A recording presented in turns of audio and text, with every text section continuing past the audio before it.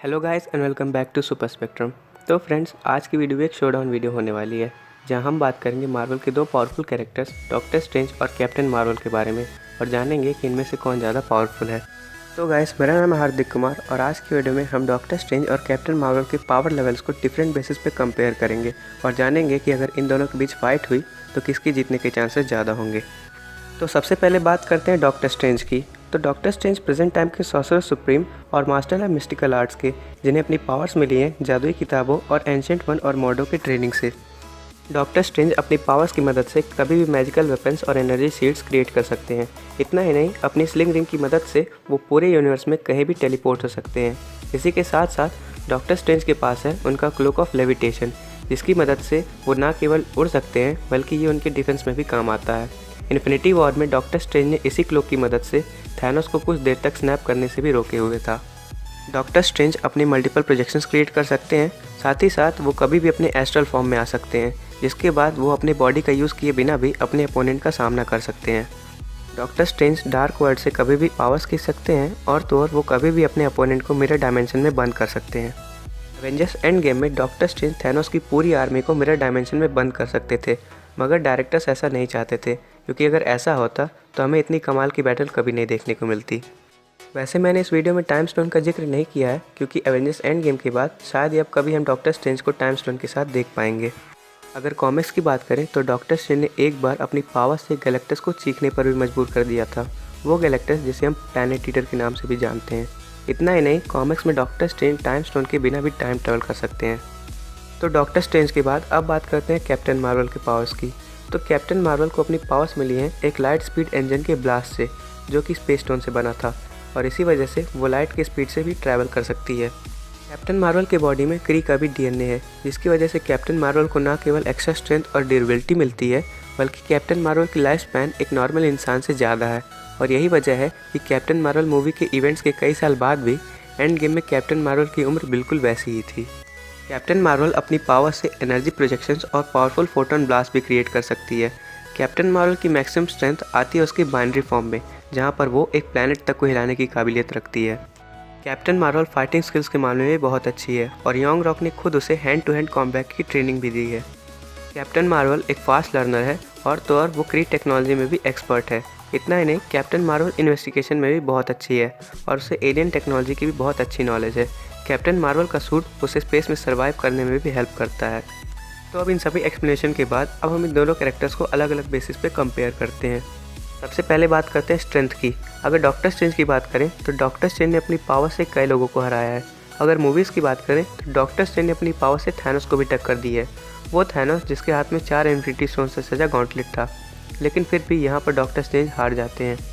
वहीं अगर हम बात करें कैप्टन मार्वल की, तो कैप्टन मार्वल ने अकेले थैनोस की पूरी शिप को डिस्ट्रॉय कर दिया था और तो और थैनोस के साथ हुई फाइट में कैप्टन मार्वल ने थैनोस की एक भी नहीं चलने दी थी। वो थैनोस जिसके पास उस समय सारे इन्फिनिटी स्टोन से सजा गॉन्टलेट था। वो तो थैनोस ने सही टाइम पर कैप्टन मार्वल पर पावर स्टोन से अटैक कर दिया। कैप्टन मार्वल मूवी में कैरल ने अकेले ही अर्थ की तरफ बढ़ती मिसाइल्स को रोक दिया था, जो कि उसकी स्ट्रेंथ को बखूबी दर्शाता है। तो स्ट्रेंथ के मामले में मैं कैप्टन मार्वल को दूंगा 9 पॉइंट्स, वहीं डॉक्टर स्ट्रेंज को मिलेंगे 10 में से 8 पॉइंट्स। ड्यूरेबिलिटी, तो अगर हम बात करें डॉक्टर स्ट्रेंज की, तो मूवीज़ में हमने डॉक्टर स्ट्रेंज की ड्यूरेबिलिटी को बहुत बार देखा है।